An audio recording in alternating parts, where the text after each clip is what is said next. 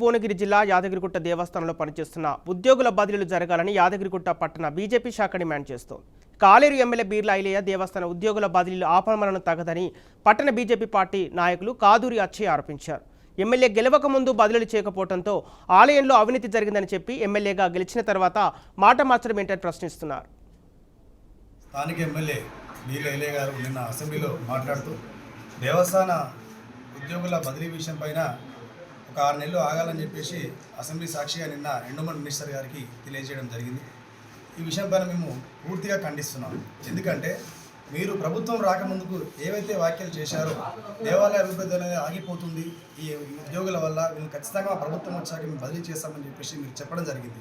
కానీ ఈరోజు దానికి విరుద్ధంగా మీరు ఎంప్లాయీస్ బదిలీని అడ్డుకునే ప్రయత్నం చేస్తున్నారు. అంటే దీని ఉద్దేశం ఏంటంటే మీరు భారీగా డబ్బు తిన్నారా, లంచం తిన్నారా, లేకపోతే వాళ్ళ దగ్గర ఇంకైనా ముట్టిందా? దేనివల్ల మీరు వాళ్ళ బదిలీని అనేది అడ్డుకుంటున్నారు. ఈరోజు మీరు చెప్తా ఉన్నారు నిన్న అసెంబ్లీలో వాళ్ళ పిల్లల భవిష్యత్తుకి ఇబ్బందికరంగా ఉంది, చదువుకుంటారు అని చెప్పి అంటున్నారు.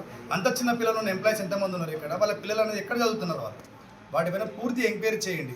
అవినీతి ఉద్యోగుల విషయంలో మేము ఏమంటలేదు, మీ ఇష్టం వచ్చి బదిలీ చేయమని మాట్లాడుతున్నారు. అక్కడ ఉందే మొత్తం అవినీతి కనిపిస్తలేదు మీకు? ఇప్పుడు ఉన్నటువంటి డిఈలు కానీ, ఏఈలు కానీ, ఏఈఓలు కానీ వీళ్ళ గురించి రోజుకు ఒక చరిత్ర పేపర్లో వస్తూ ఉన్నది.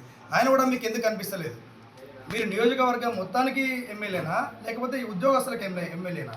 బడుగు బలహీన వర్గాల ఆశాజ్యోతి అని చెప్పి ఈరోజు మిమ్మల్ని గెలిపించిన ఈ యొక్క ప్రజలకు మీరు చెప్పే సమాధానం ఏంటి? కేవలం 20 మంది ఎమ్మెల్యేలకు 20 మంది ఉద్యోగస్తుల కోసం ఈరోజు మీరు అసెంబ్లీలో మాట్లాడితే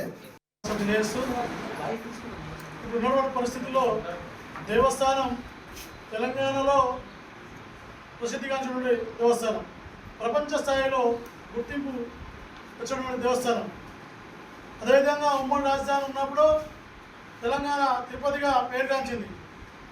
కొన్ని సంవత్సరాల నుంచి 10-15 సంవత్సరాల నుంచి ఉద్యోగస్తులు అందరూ ఇక్కడే ఇష్ట వేసుకొని ఉన్నారు. వారిని ట్రాన్స్ఫర్ ఒక ప్రభుత్వం రాకముందుకు మిగతా వాళ్ళు విమర్శించడం, తర్వాత ప్రభుత్వాలు వచ్చిన తర్వాత వారిని ట్రాన్స్ఫర్ చేయకుండా అడ్డుకోవడం చాలా మంచి పద్ధతి కాదు. దేవస్థానం పైన ప్రక్షాళన చేస్తామని కొత్తగా వచ్చిన ఎమ్మెల్యేలు చాలా యాక్టివ్గా ఉంటారు. కొత్త ఎమ్మెల్యేలు ఫస్ట్ సారి గెలిచిన వాళ్ళు చాలా చక్కగా వర్క్ చేస్తారు అనుకున్నాం.